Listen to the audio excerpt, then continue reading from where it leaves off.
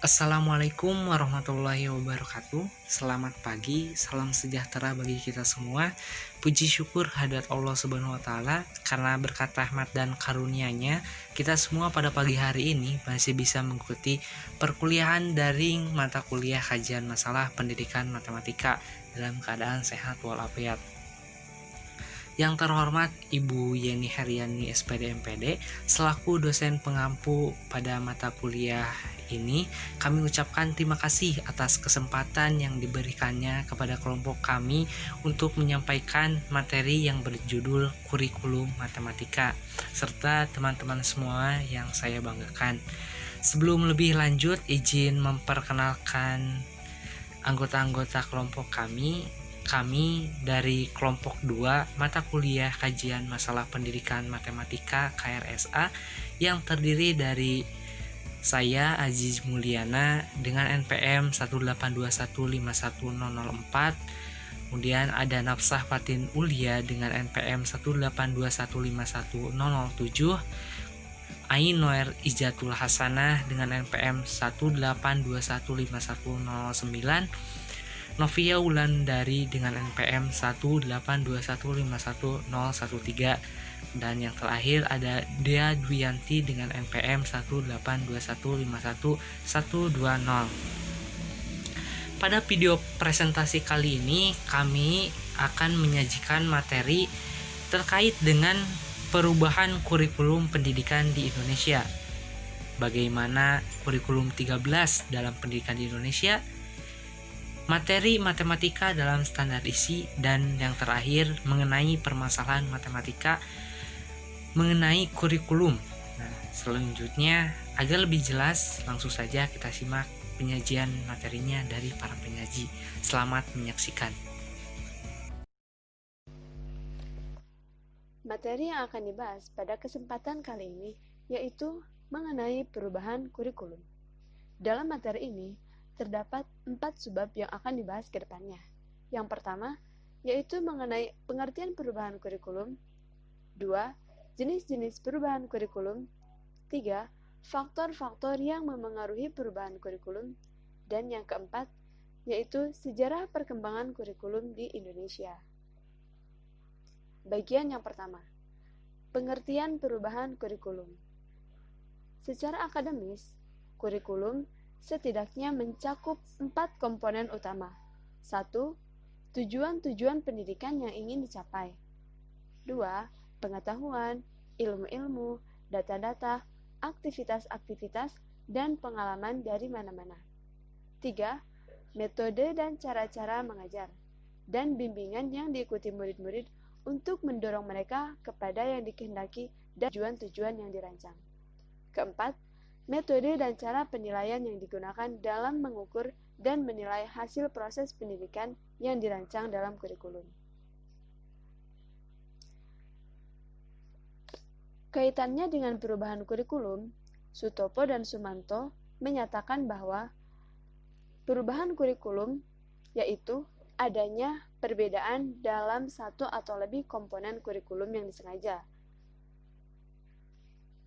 Kemudian, menurut Nasution, perubahan kurikulum berarti perubahan sosial atau social change, di mana perubahan ini berarti mengubah manusia, yaitu guru, pembina pendidikan, dan mereka-mereka yang mengasuh pendidikan.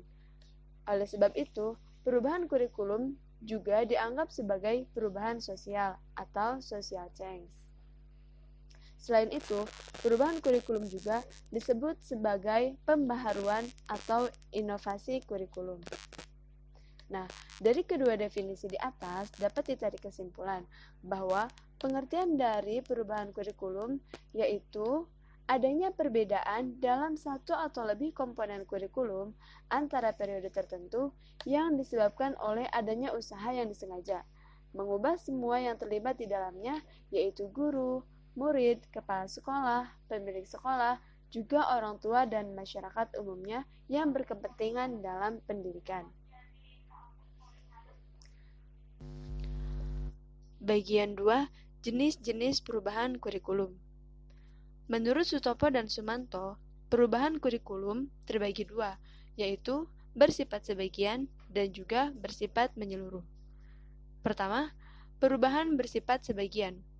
Perubahan ini terjadi hanya pada komponen atau unsur tertentu saja. Contohnya seperti perubahan metode mengajar, kemudian perubahan metode penilaian. Dalam perubahan sebagian ini, dapat terjadi bahwa perubahan yang berlangsung pada komponen tertentu sama sekali tidak berpengaruh terhadap komponen yang lain. Sebagai contoh, penambahan satu atau lebih bidang studi ke dalam suatu kurikulum dapat saja terjadi tanpa membawa perubahan dalam cara metode mengajar atau sistem penilaian dalam kurikulum tersebut. Kemudian, perubahan yang kedua yaitu perubahan menyeluruh. Perubahan ini yaitu keseluruhan sistem dari kurikulum tersebut mengalami perubahan, baik di dalam tujuan, isi, organisasi, strategi, dan pelaksanaannya. Contohnya, perubahan dari kurikulum 1968 menjadi kurikulum 1975. 3. Faktor-faktor yang memengaruhi perubahan kurikulum. Nah, dalam hal ini juga, menurut Sutopo dan Sumanto, ada sejumlah faktor yang dipandang mendorong terjadinya perubahan kurikulum pada berbagai negara dewasa ini, yaitu 1. Bebasnya sejumlah wilayah tertentu di dunia ini dari kekuasaan kaum kolonialis. Dengan merdekanya negara-negara tersebut, mereka menyadari bahwa selama ini mereka telah dibina dalam suatu sistem pendidikan yang sudah tidak sesuai lagi dengan cita-cita nasional mereka.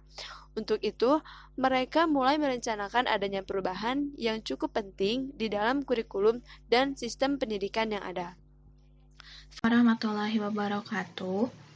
Saya Nafsa Fatin Ulia dengan NPM 1821510007 akan menjelaskan tentang perkembangan kurikulum dari tahun 1984 sampai 2006. Untuk yang pertama, kurikulum 1984.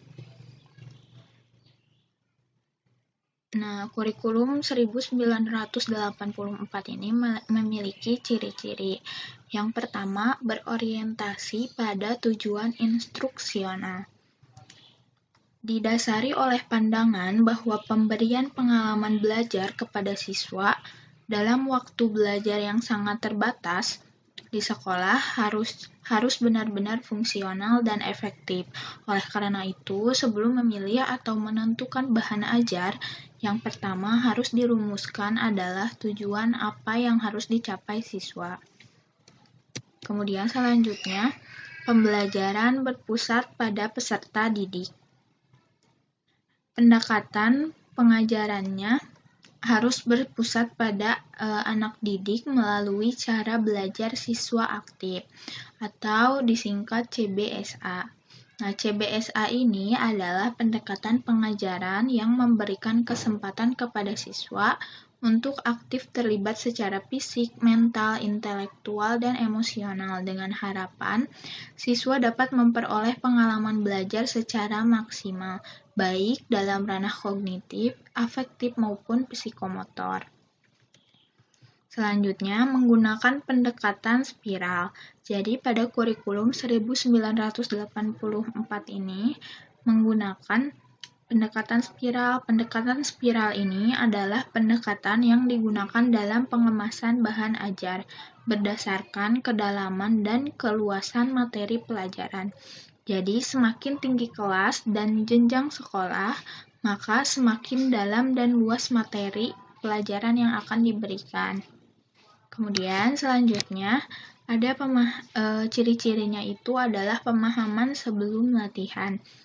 Jadi untuk kurikulum 1984 ini menekankan pemahaman terlebih dahulu sebelum kepada latihan-latihan soal. Jadi konsep-konsep yang dipelajari siswa harus didasarkan kepada pengertian, baru kemudian diberikan latihan setelah mengerti. Untuk menunjang pengertian, alat peraga sebagai media digunakan untuk membantu siswa memahami konsep yang dipelajarinya. Selanjutnya, materi berdasarkan tingkat kesiapan siswa. Jadi, materi disajikan berdasarkan tingkat kesiapan atau kematangan siswa. Pemberian materi pelajaran berdasarkan tingkat kematangan mental siswa dan penyajian pada jenjang sekolah dasar harus melalui pendekatan konkret, semi-konkret, semi-abstrak, dan abstrak dengan menggunakan pendekatan induktif. Yang terakhir, menggunakan pendekatan keterampilan proses. Nah, keterampilan proses adalah pendekatan belajar mengajar yang memberi tekanan kepada proses pembentukan keterampilan, memperoleh pengetahuan, dan mengomunikasikan perolehannya. Jadi, pendekatan keterampilan proses dilakukan secara efektif dan efisien dalam mencapai tujuan. Selanjutnya, kurikulum 1994. Ciri-cirinya yang pertama, tahapan pelajaran dengan sistem catur bulan. Kemudian, selanjutnya berorientasi pada materi pelajaran atau isi. Jadi, pembelajaran di sekolah ini lebih menekankan kepada materi pelajaran yang cukup padat. Selanjutnya, bersifat populis. Populis ini yang memberlakukan suatu sistem kurikulum untuk semua siswa di seluruh Indonesia. Jadi, kurikulum ini bersifat kurikulum inti, sehingga daerah yang khusus dapat mengembangkan pengajaran sendiri sesuai dengan lingkungan dan kebutuhan masyarakat sekitar. Selanjutnya, strategi yang melibatkan siswa aktif. Jadi pada kurikulum ini, dalam pelaksanaan kegiatannya, guru harus memilih dan menggunakan strategi yang melibatkan agar siswa itu aktif dalam belajar, baik secara mental, fisik, dan sosial. Nah, dalam mengaktifkan siswa, guru bisa memberikan bentuk soal yang mengarah kepada jawaban konvergen, divergen, atau terbuka, dimungkinkan lebih dari satu jawaban, dan penyelidikan. Yang terakhir, ciri-cirinya yaitu disesuaikan dengan perkembangan berpikir siswa. Jadi dalam pengajaran kurikulum ini, suatu mata pelajaran hendaknya disesuaikan dengan kekhasan konsep atau pokok bahasan dan perkembangan berpikir siswa, sehingga dapat diharapkan akan terdapat keserasian antara pengajaran yang menekankan pada pemahaman konsep dan pengajaran yang menekankan keterampilan menyelesaikan soal dan pemecahan masalah. Pengulangan materi yang dianggap sulit perlu dilakukan untuk pemantapan pemahaman siswa. Selanjutnya, kurikulum 1997. Nah, untuk pelaksanaan kurikulum 1997 ini kecenderungan kepada pendekatan penguasaan materi atau content oriented. Nah, di antaranya yang pertama, banyak mata pelajaran dan substansi pada setiap mata pelajaran. Jadi, pada berlangsungnya pelaksanaan kurikulum yang sebelumnya itu, beban belajar siswa itu terlalu berat karena banyak mata pelajaran dan banyak materi atau substansi dari setiap mata pelajaran. Kemudian selanjutnya, materi pelajaran dianggap terlalu sukar. Pada materi pelajaran ini di kurikulum sebelumnya dianggap terlalu sukar karena kurang relevan dengan tingkat perkembangan berpikir siswa dan juga kurang bermakna karena kurang terkait atau tidak mengaplikasikan dengan kehidupan sehari-hari. Kemudian selanjutnya, memperoleh kebenaran substansi mata pelajaran. Nah, pada permasalahan di kurikulum sebelumnya, maka untuk kurikulum 1997 ini melakukan penyempurnaan kurikulum dengan tetap mempertimbangkan prinsip dari penyempurnaan kurikulum. Nah, di antaranya itu untuk memperoleh kebenaran substansi materi pelajaran dan kesesuaian dengan perkembangan siswa. Lalu selanjutnya, mempertimbangkan prinsip penyempurnaan kurikulum. Seperti yang sudah tadi dibahas, bahwa kurikulum 1997 ini tetap mempertimbangkan prinsip dari penyempurnaan kurikulum. Nah, di antaranya itu, penyempurnaan kurikulum secara terus-menerus sebagai upaya untuk menyesuaikan kurikulum dengan perkembangan ilmu pengetahuan, teknologi, dan tuntutan kebutuhan masyarakat. Kemudian yang kedua, penyempurnaan kurikulum dilakukan untuk mendapatkan proporsi yang tepat antara tujuan yang ingin dicapai dengan beban belajar, potensi siswa, dan keadaan lingkungan serta sarana pendukungnya. Yang terakhir, mempertimbangkan berbagai aspek yang terkait. Nah, aspek yang terkait di sini merupakan seperti tujuan materi, pembelajaran, evaluasi, dan sarana atau prasarana termasuk buku. Selanjutnya, kurikulum 2004, yaitu kurikulum berbasis kompetensi. Jadi, kurikulum berbasis kompetensi ini adalah berimplikasi pada penugasan kognitif yang lebih dominan, namun kurang dalam penugasan keterampilan. Nah, ada beberapa keunggulan dari kurikulum 2004 ini. Yang pertama, mengedepankan penguasaan materi, hasil, dan kompetensi paradigma pembelajaran.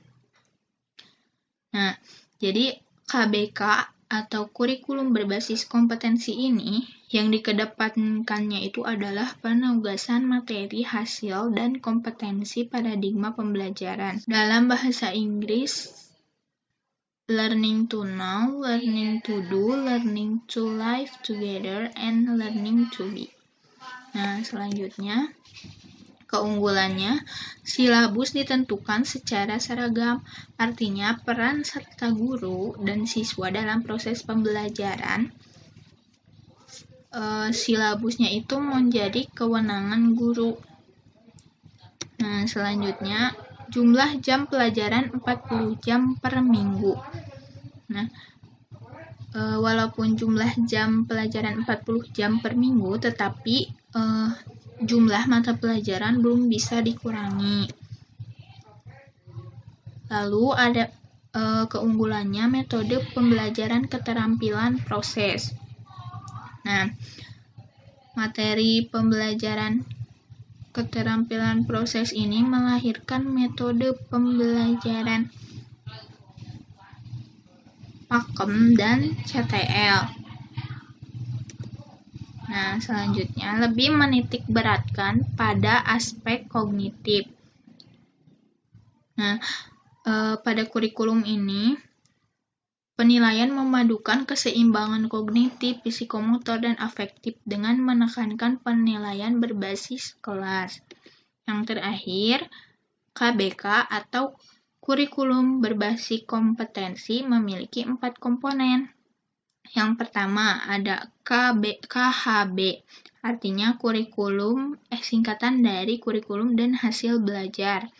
Ada PBK, penilaian berbasis kelas, KBM, kegiatan belajar mengajar, dan PKBS, pengelolaan kurikulum berbasis sekolah. Jadi KHB berisi tentang perencanaan pengembangan kompetensi siswa yang perlu dicapai secara keseluruhan. Selanjutnya, PBK adalah melakukan penilaian secara seimbang di 3 ranah dengan menggunakan instrumen tes dan non-tes. Kemudian KBM diarahkan pada kegiatan aktif siswa dalam membangun makna atau pemahaman guru, dan guru tidak bertindak sebagai satu-satunya sumber belajar, tetapi hanya menjadi motivator yang dapat menciptakan suasana yang memungkinkan siswa dapat belajar secara penuh dan optimal. Selanjutnya, kurikulum 2006. Nah, ada beberapa prinsip pengembangan KTSP menurut Permendiknas nomor 22 tahun 2006. Nah, sebagaimana dikutip dari Ahmadi, ada beberapa. Yang pertama, kurikulum 2006 ini berpusat pada potensi, perkembangan, serta kebutuhan peserta didik dan lingkungannya. Yang kedua, peserta didik adalah sentral proses. Jadi,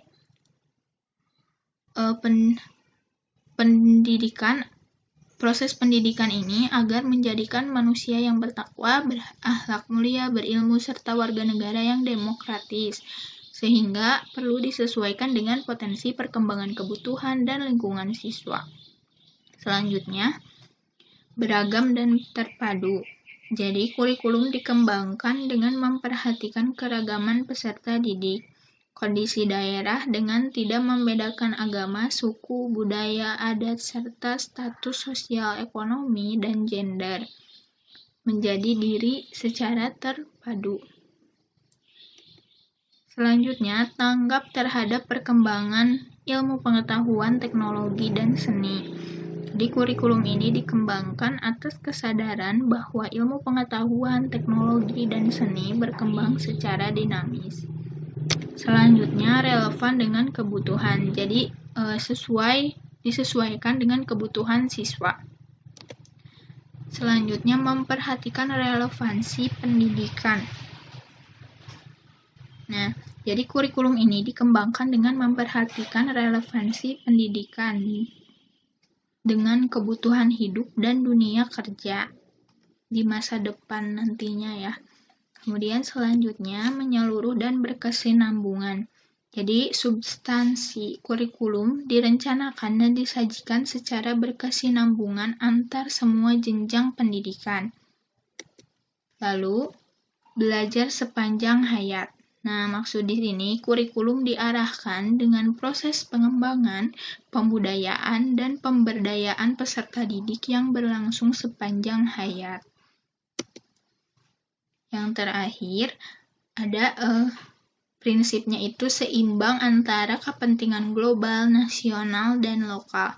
Jadi kurikulum ini dikembangkan dengan memperhatikan kepentingan global, nasional, dan lokal untuk membangun kehidupan masyarakat. Terima kasih. Kurikulum 2013. Kurikulum 2013 ini adalah kurikulum berbasis kompetensi yang mana merupakan strategi pembangunan pendidikan nasional sebagaimana yang diamanatkan dalam Undang-Undang Nomor 20 Tahun 2003 tentang Sistem Pendidikan Nasional. Ada sejumlah perubahan pada kurikulum 2013 dari kurikulum KTSP 2006. Yang pertama, dalam penyempurnaan standar kompetensi lulusan. Penyempurnaan SKL ini lebih memperhatikan pengembangan kognitif, keterampilan, dan sikap, serta penghayatan juga pengamalan agama. Untuk lebih jelasnya tertuang pada Permendikbud nomor 54 tahun 2013 tentang standar kompetensi lulusan. Yang kedua, ada perubahan standar isi. Perubahan standar isi ini dengan kompetensi yang dikembangkan menjadi mata pelajaran dengan pendekatan tematik integratif. Untuk lebih jelasnya, tertuang dalam Peraturan Pemerintah Nomor 19 tentang Standar Nasional Pendidikan, sebagaimana telah diubah dengan Peraturan Pemerintah Nomor 32 Tahun 2013 tentang Standar Nasional Pendidikan. Kemudian, ada perubahan standar proses, yaitu perlunya perubahan strategi pembelajaran, pentingnya para guru untuk merancang pembelajaran yang aktif, kreatif, inovatif, dan menyenangkan. Dengan strategi pembelajaran yang tepat, peserta didik difasilitasi untuk mengamati, menanya, mengolah, menyajikan, mencipta, dan menyimpulkan. Untuk lebih jelasnya tertuang pada Peraturan Pemerintah Nomor 32 Tahun 2013 tentang Standar Nasional Pendidikan. Kemudian yang terakhir ada perubahan standar evaluasi. Dalam hal ini, penilaian tidak hanya mengatur atau tidak hanya mengukur hasil kompetensi, tetapi penilaian yang otentik yaitu penilaian yang mengukur kompetensi sikap, keterampilan, serta pengetahuan berdasarkan hasil dan proses. Penilaian otentik ini diharapkan mampu untuk mengukur kemampuan siswa Kemudian, sesuai dengan standar kompetensi lulusan dan standar isi, maka prinsip pembelajaran kurikulum 2013 beberapa di antaranya adalah dari peserta didik diberitahu menuju peserta didik mencari tahu. Dari guru sebagai satu-satunya sumber belajar menjadi belajar berbasis aneka sumber belajar. Dari pembelajaran parsial menuju pembelajaran terpadu. Dari pembelajaran yang menekankan jawaban tunggal menuju pembelajaran dengan jawaban yang kebenarannya multidimensi. Kemudian dari pembelajaran verbalisme menuju keterampilan aplikatif. Kemudian pembelajaran yang menerapkan nilai-nilai dengan memberikan ketauladanan atau ingarsa sung tulodo, membangun kemauan ing madyo mangun karso dan mengembangkan kreativitas peserta didik dalam proses pembelajaran atau tuturi handayani. Yang selanjutnya ada pembelajaran yang menerapkan prinsip bahwa siapa saja adalah guru, siapa saja adalah siswa, dan di mana saja adalah kelas. Dalam konteks kurikulum 2013, ada 5 model pembelajaran yang merupakan model inti. Kelima model pembelajaran tersebut adalah model pembelajaran proses saintifik, model pembelajaran integratif berdiferensiasi, model pembelajaran multiliterasi, model pembelajaran multisensori, dan model pembelajaran kooperatif. Itu merupakan pendapat dari Abidin pada tahun 2014.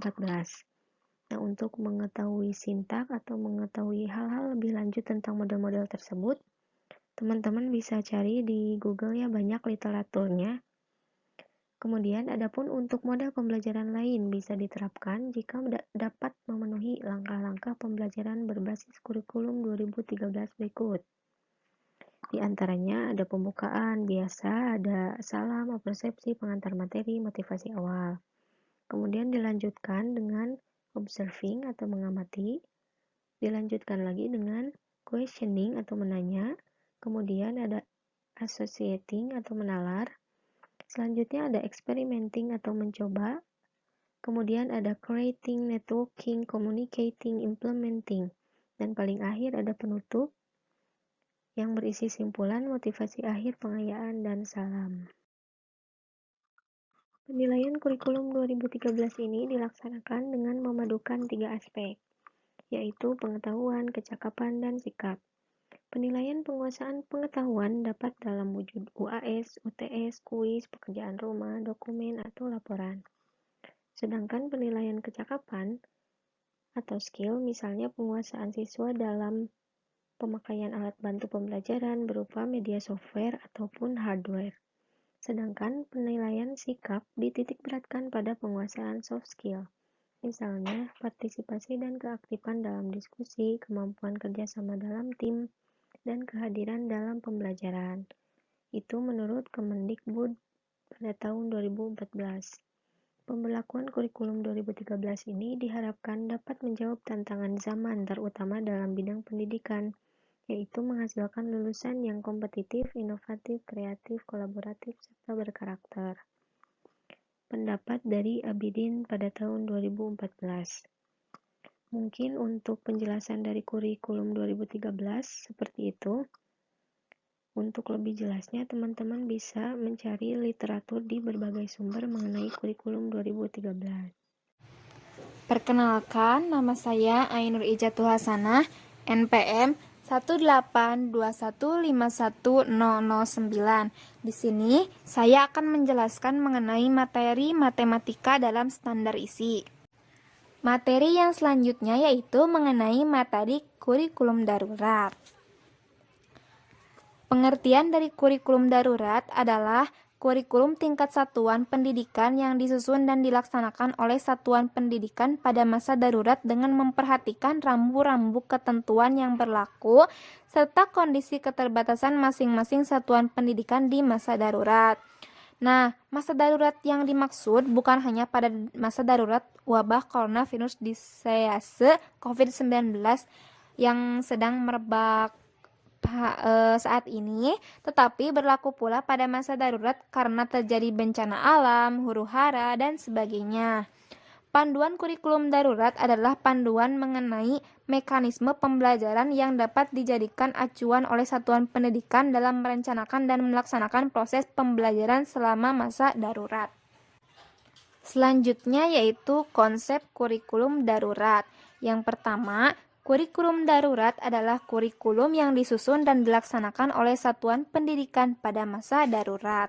Yang kedua, dalam menyusun kurikulum darurat, sekolah dapat melakukan modifikasi dan inovasi pada struktur kurikulum, beban belajar, strategi pembelajaran, penilaian hasil belajar, dan lain sebagainya.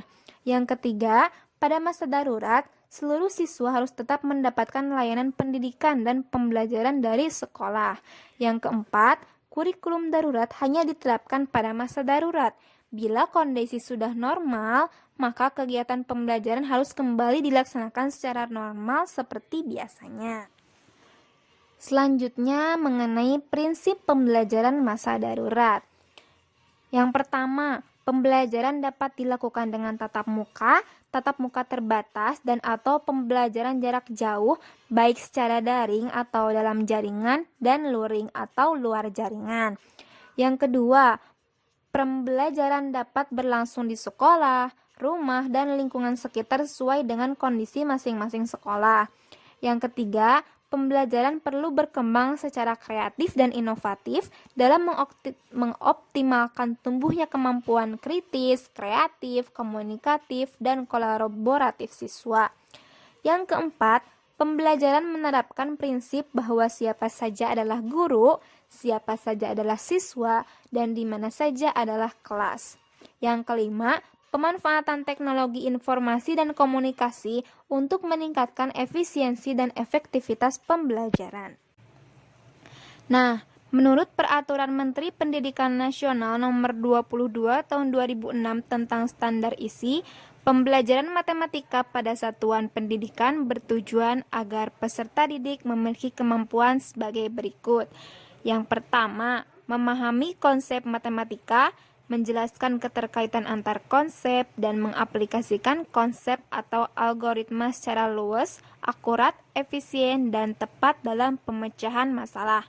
Yang kedua, menggunakan penalaran pada pola dan sifat, melakukan manipulasi matematika dalam membuat generalisasi, menyusun bukti, atau menjelaskan gagasan dan pernyataan matematika. Yang ketiga, memecahkan masalah yang meliputi kemampuan memahami masalah, merancang model matematika, menyelesaikan model, dan menafsirkan solusi yang diperoleh.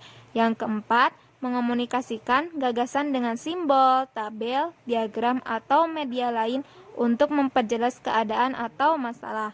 Yang kelima, memiliki sikap menghargai kegunaan matematika dalam kehidupan, yaitu memiliki rasa ingin tahu, perhatian, dan minat dalam mempelajari matematika, serta sikap ulet dan percaya diri dalam pemecahan masalah. Materi matematika dalam standar isi diantaranya mencakup komponen-komponen kurikulum 2013, permasalahan dalam komponen tersebut, serta solusinya.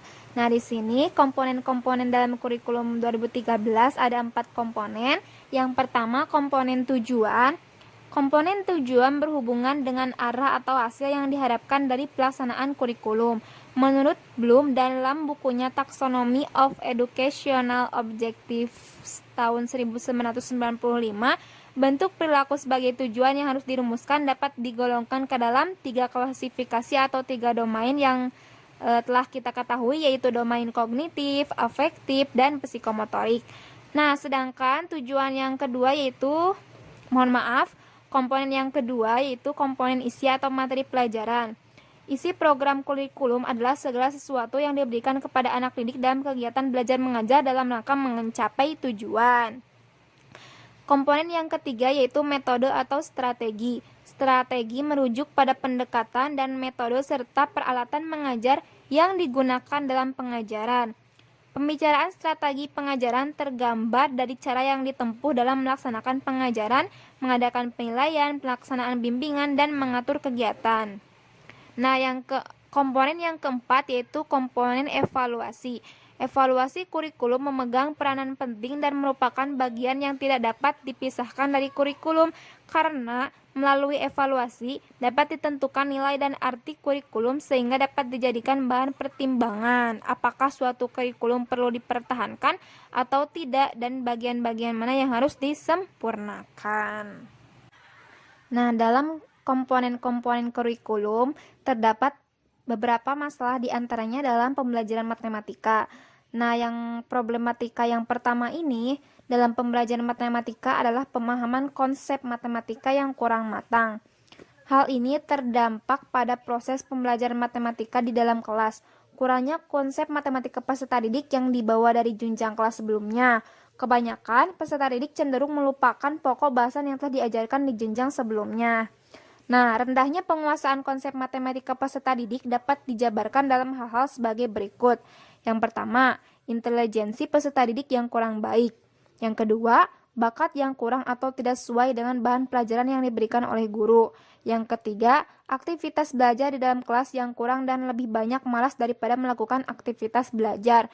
Dan yang terakhir, kebiasaan belajar yang kurang baik yaitu dengan penguasaan ilmu pengetahuan pada tingkat hafalan dan tidak dengan pengertian yang dapat mereka mengerti tanpa hafalan.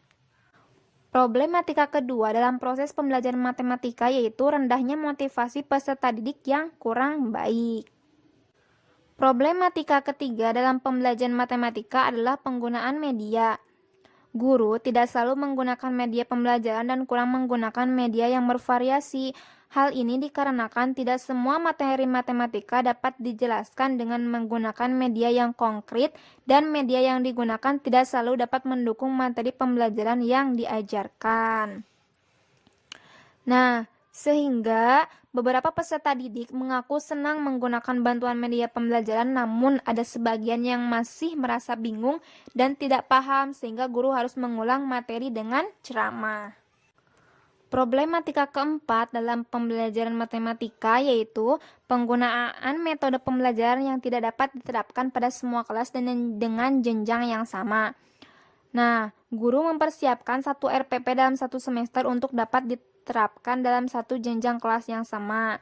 Tetapi pada kenyataannya, RPP yang telah dirancang tidak dapat diterapkan secara serta-merta untuk setiap kelas. Hal ini dikarenakan setiap kelas memiliki karakteristik peserta didik yang berbeda-beda.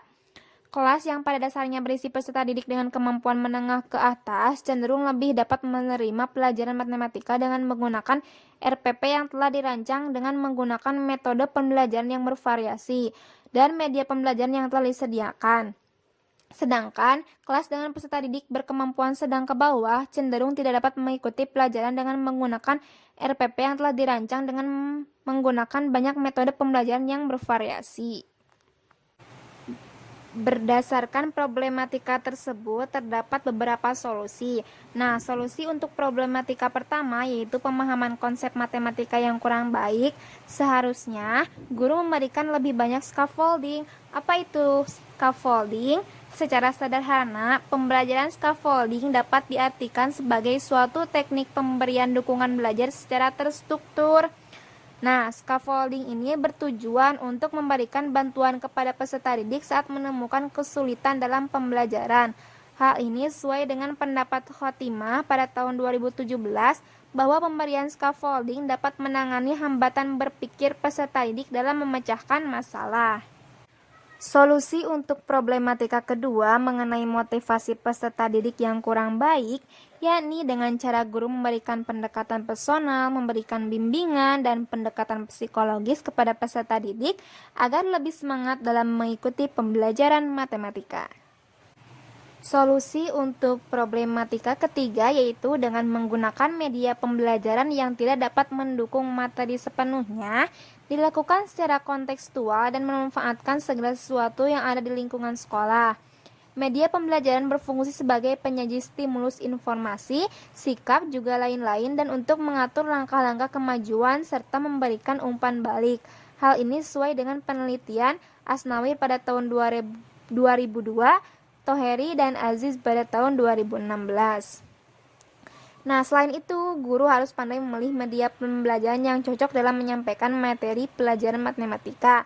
Media pembelajaran dapat menggunakan media berbasis digital agar dengan mudah memotivasi belajar peserta didik dan merangsang peserta didik untuk aktif dalam proses pembelajaran dan tidak memperkecil arti pokok pembelajarannya, tetapi justru membantu memperjelasnya. Solusi untuk yang problematika yang terakhir yaitu penerapan metode pembelajaran harus disesuaikan dengan karakteristik peserta didik. Kelas homogen dapat diterapkan pembelajaran yang bervariasi, dan kelas heterogen juga dapat diterapkan metode pembelajaran yang bervariasi, namun memerlukan bimbingan yang lebih banyak saat pembelajaran. Kesesuaian cara yang digunakan dalam pembelajaran dengan materi dan karakteristik peserta didik dapat membuat proses pembelajaran matematika menjadi lebih menyenangkan, sehingga proses belajar mengajar akan menjadi lebih efektif, yang pada akhirnya akan membuat peserta didik memperoleh prestasi belajar yang baik. Pembahasan selanjutnya mengenai permasalahan pembelajaran matematika. Masalah pembelajaran matematika sebenarnya dapat bersumber dari komponen-komponen yang membentuk suatu sistem pembelajaran tersebut. Di mana Sujadi pada tahun 2000 menggambarkan komponen tersebut meliputi masukan, yang di dalamnya ada peserta didik, kemudian ada masukan instrumental yang berupa pendidik, kurikulum, materi ajar, sarana atau prasarana, metode atau model strategi pembelajaran, serta ada lingkungan yang dimana di dalamnya memuat dukungan atau keikutsertaan orang tua atau masyarakat di sekitar, dan keluaran atau output. Nah, proses pembelajaran di sini diidentikan dengan proses kerja suatu industri dengan peserta didik sebagai masukan atau bahan mentah. Melalui proses yang dilakukan oleh masukan instrumental dan dengan dukungan lingkungan, akhirnya menjadi output atau lulusan yang diharapkan. Dengan demikian, masalah pembelajaran dapat bersumber dari peserta didik, pendidik, kurikulum, materi ajar atau matematika, sarana dan prasarana, strategi atau model pembelajaran, dan dukungan orang tua atau masyarakat. Nah, kemudian di sini saya akan menjelaskan mengenai permasalahan mengenai kurikulumnya, di mana masalah terkait dengan kurikulum. Nah, kurikulum umumnya memuat harapan-harapan dan tujuan-tujuan pendidikan jangka panjang serta bersifat nasional atau global. Misalkan, pada kurikulum disebutkan bahwa pelajaran matematika perlu diberikan kepada semua peserta didik dengan membekali peserta didik kemampuan berpikir logis, analitis, sistematis, kritis, dan kreatif, serta kemampuan bekerja sama. Lalu, apakah pendidik memahami cara membekali peserta didik dengan kemampuan itu?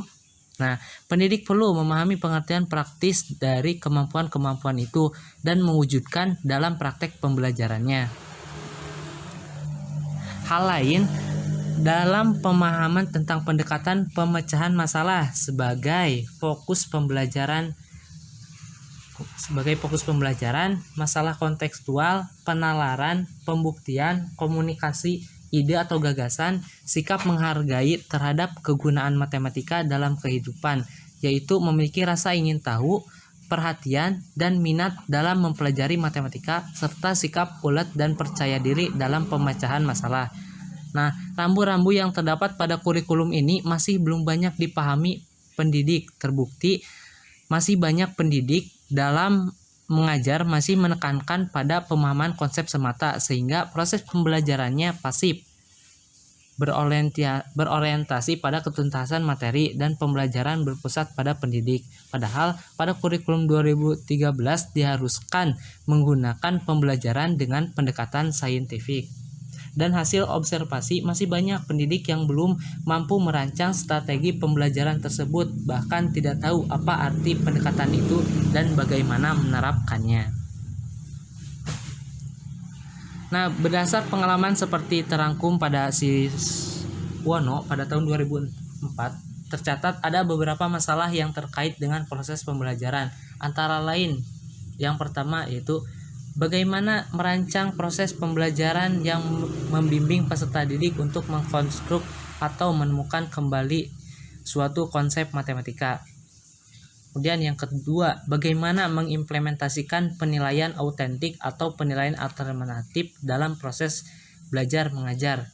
Yang ketiga, bagaimana mengelola kelas yang peserta didiknya terdiri dari berbagai tingkat kemampuan. Keempat, bagaimana mengelola proses pembelajaran yang efektif karena penggunaan beberapa metode baru dianggap memakan waktu. Kelima, bagaimana mengelola pembelajaran yang peserta didiknya mayoritas belum menguasai pengetahuan prasyarat. Keenam, bagaimana mengimplementasikan kurikulum yang menuntut penggunaan media atau multimedia seperti komputer atau media pembelajaran. Selanjutnya, kesulitan yang dialami oleh guru dalam mengimplementasikan kurikulum 2013 pada mata pelajaran matematika. Yang pertama, ada guru yang kurang memahami tujuan kurikulum 2013 itu sendiri dan juga pendekatan saintifiknya. Nah, dalam pemahaman terhadap kurikulum 2013, guru mengalami kesulitan pada memahami tujuan kurikulum 2013.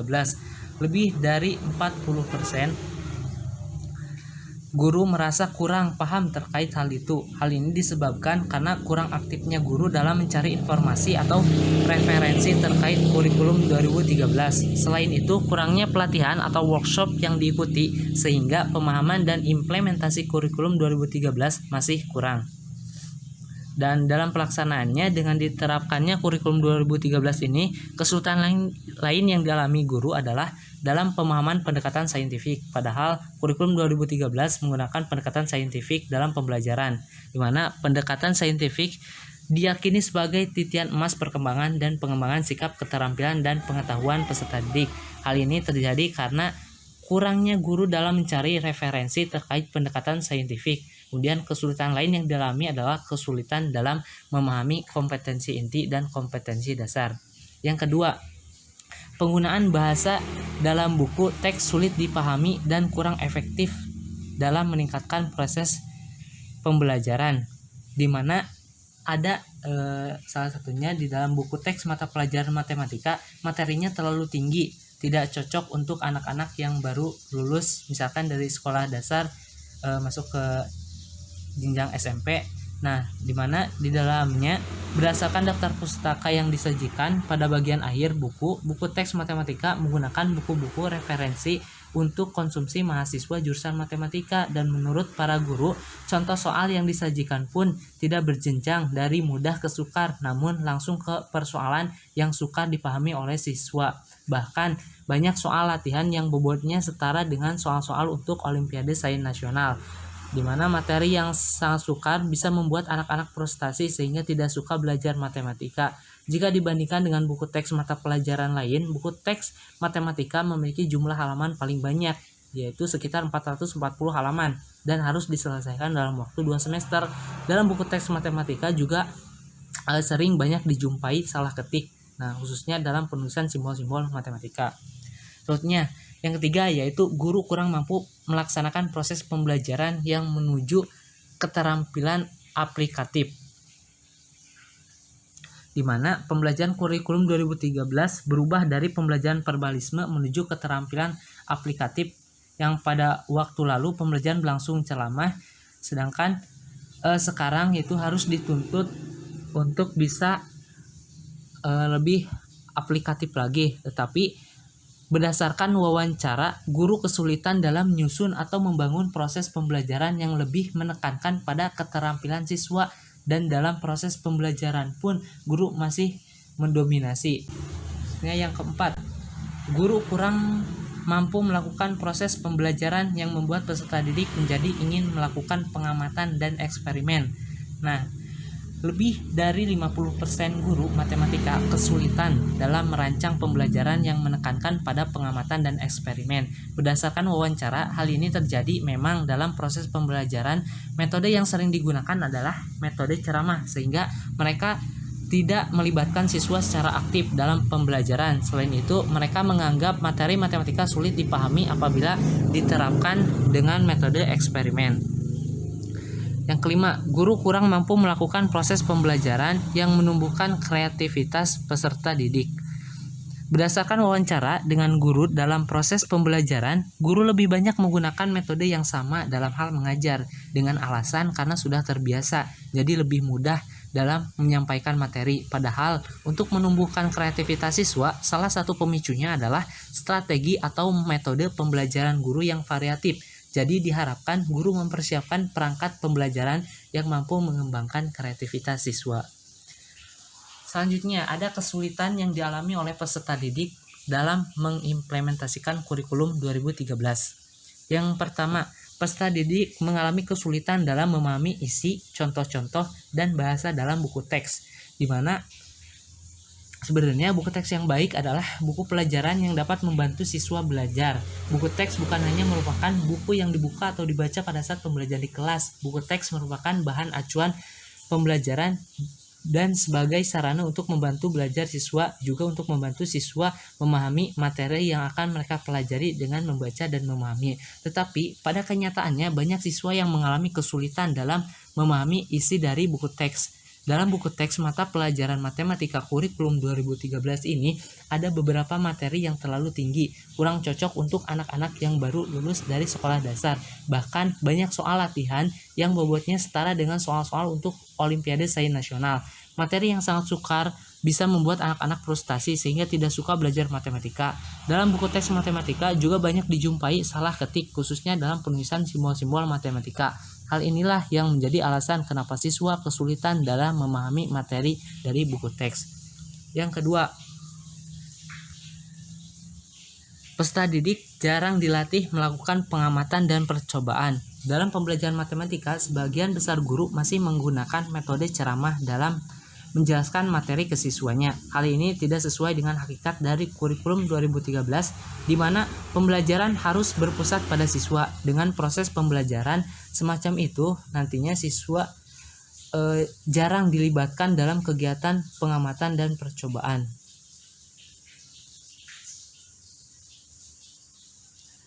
Tiga, dalam proses pembelajaran berlangsung, guru jarang menggunakan teknologi informasi dalam proses belajar mengajar. Fakta yang terjadi di lapangan, siswa kurang menyukai pelajaran matematika. Hal ini selain dikarenakan matematika dianggap sebagai pelajaran yang sulit dipahami, selain itu juga karena pembelajaran matematika disajikan dalam bentuk pembelajaran yang konvensional dan kurang melibatkan siswa dalam kegiatan belajar mengajar, sehingga siswa cenderung pasif selama pembelajaran. Selain itu, dalam pembelajaran, guru jarang menggunakan media pembelajaran sehingga pembelajaran bersifat abstrak, apalagi media berbasis teknologi informasi dan komunikasi TIK ini jarang diimplementasikan dalam materi pembelajaran matematika. Selanjutnya, dampak COVID-19 tidak hanya pada sektor ekonomi saja, tetapi dampak buruk juga terjadi pada sistem pendidikan di Indonesia. Menteri Pendidikan mengambil kebijakan untuk melaksanakan pembelajaran di rumah masing-masing. Surat edaran yang dikeluarkan oleh Menteri Pendidikan nomor 3 tahun 2020 tentang pencegahan coronavirus disease atau COVID-19 pada satuan pendidikan yang menyatakan bahwa merumah belajarkan sekolah dan perguruan tinggi. Langkah ini diputuskan dengan tujuan memutus mata rantai penyebaran COVID-19 dan kegiatan pembelajaran tatap muka diubah menjadi pembelajaran daring untuk semua jenjang pendidikan. Nah, pembelajaran daring yang tidak disiapkan maksimal mengakibatkan banyak masalah. Dengan hadirnya wabah COVID-19 yang sangat mendadak ini, maka dunia pendidikan di Indonesia perlu mengikuti alur yang sekiranya dapat menolong kondisi sekolah dalam keadaan darurat. Sekolah perlu memaksakan diri menggunakan media daring, namun menggunakan teknologi bukan tidak ada masalah. Banyak varian masalah yang menghambat terlaksananya efektivitas pembelajaran dengan metode daring. Di antaranya adalah sebagai berikut. Yang pertama, keterbatasan penguasaan teknologi informasi oleh guru dan siswa. Tidak dapat dipungkiri bahwa masih banyak guru-guru di Indonesia yang kelahirannya sebelum tahun 1980-an, di mana kendala teknologi informasi membatasi mereka dalam menggunakan media daring. Begitu juga dengan siswa yang kondisinya hampir sama dengan guru-guru yang dimaksud, dengan pemahaman penggunaan teknologinya masih minim, sehingga dan juga ketidaksiapan guru yang meliputi penjelasan yang masih kurang, sehingga terbatasnya bentuk materi yang diberikan dan terbatasnya aplikasi yang digunakan guru dalam pembelajaran daring. Yang kedua, sarana dan prasarana yang kurang memadai. Perangkat pendukung teknologi jelas tidaklah murah. Banyak di daerah Indonesia yang guru pun masih dalam kondisi ekonominya yang mengkhawatirkan, sehingga kesejahteraan guru maupun murid yang membatasi mereka dari serba terbatas dalam menikmati sarana dan prasarana teknologi informasi yang sangat diperlukan dengan musibah COVID-19 di sini, diantaranya keterbatasan kuota internet dan perangkat pendukung. Yang ketiga yaitu kesulitan akses internet. Nah, terbatasnya jaringan internet yang benar-benar masih belum merata di pelosok negeri, sehingga masih bisa dirasakan guru maupun siswa di luar sana ada yang kesulitan dalam hal akses internetnya, sehingga metode pembelajaran daring ini dalam pelaksanaannya sedikit terganggu gitu, sehingga tidak maksimal dalam mengikuti pembelajaran daringnya. Kemudian yang keempat yaitu adanya kurang siapnya penyediaan anggaran biaya. Kurang siapnya penyediaan anggaran biaya juga sesuatu yang menghambat, karena aspek kesejahteraan guru dan murid masih jauh dari harapan. Ketika mereka menggunakan kuota internet untuk memenuhi kebutuhan media daring, maka jelas mereka tidak sanggup membayarnya. Ada dilema dalam pemanfaatan media daring ketika Menteri Pendidikan memberikan semangat produktivitas harus melaju, namun di sisi lain kecakapan dan kemampuan finansial guru dan siswa belum melaju ke arah yang sama. Negara pun belum hadir secara menyeluruh dalam memfasilitasi kebutuhan biaya yang dimaksud. Akan tetapi pada sekarang kebijakan pemerintah terkait anggaran biaya sudah mulai bisa dirasakan manfaatnya. Di antaranya ada bantuan kuota internet untuk membantu proses berjalannya pembelajaran daring ini. Selanjutnya, kesulitan dalam beradaptasi. Tidak bisa dipungkiri juga masih ada kesulitan dalam adaptasi pembelajaran daring, di mana masih ada yang belum bisa beradaptasi. Di antaranya masih ada siswa yang belum terbiasa dalam pembelajaran daring ini, di mana terkadang keadaan rumah yang tidak kondusif sehingga mengganggu pada saat pembelajaran sedang berlangsung, dan juga ada tugas daring lebih banyak dan kesulitan siswa dalam membagi waktunya. Dan yang terakhir adalah kesulitan dalam memahami materi. Dengan kendala-kendala yang disebutkan seperti di atas, memang untuk pembelajaran matematika dirasa kurang efektif karena tingkat pemahaman dan fasilitas yang berbeda menjadi tolak ukur keresahan siswa ataupun mahasiswa dalam pembelajaran daring ini. Mereka terkadang belum mampu mengerjakan latihan-latihan yang sudah diberikan karena kurangnya bimbingan, dan juga dikarenakan tidak semua materi matematika bisa dijelaskan melalui media daring, sehingga banyak siswa yang mengalami kesulitan dalam memahami materi yang telah disampaikan dengan melalui daring tersebut. Mungkin hanya itu yang dapat kami sampaikan dari kelompok 2. Semoga apa yang telah kami sampaikan tadi bisa bermanfaat khususnya bagi kami dan umumnya bagi yang melihat video ini. Dan mohon maaf atas segala kekurangan dan kesalahannya, dan apabila ada teman-teman yang ingin bertanya maupun menambahkan ataupun menyanggah terkait materi yang telah kami sampaikan tadi yang berjudul kurikulum matematika, silakan langsung saja tanyakan di forum diskusi setelah melihat video ini. Mungkin hanya itu. Terima kasih atas segala perhatiannya. Mohon maaf atas segala kekurangan dan kesalahannya dalam penyampaian materi ini. Wabillahi taufiq wal hidayah. Wassalamualaikum warahmatullahi wabarakatuh.